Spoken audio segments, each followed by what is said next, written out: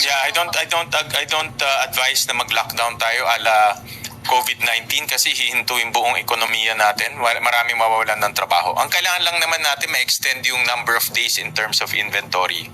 Grabe, balat sibuyas ang gobyerno ngayon. Kaso agad. Galing sa tanong ng media yon, energy lockdown. A stern warning against anyone. Today, upon the directive of President Ferdinand Marcos Jr., the Presidential Communications Office is giving teeth to our warning. We are initiating the filing of charges against the persons responsible for the Facebook page Malasakit News Pilipinas. Malasakit News Pilipinas, for posting fake news in a malicious desire to sow public panic and confusion and undermine public welfare and safety.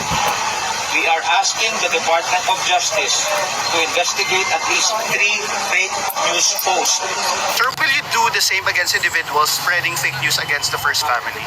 Yes, no one will be spared. Basta mapatunayan namin fake news, we will file charges against them. No one will be spared. Totally false posts involve, number 1, a fabricated energy lockdown designed to scam the public into buying solar panels.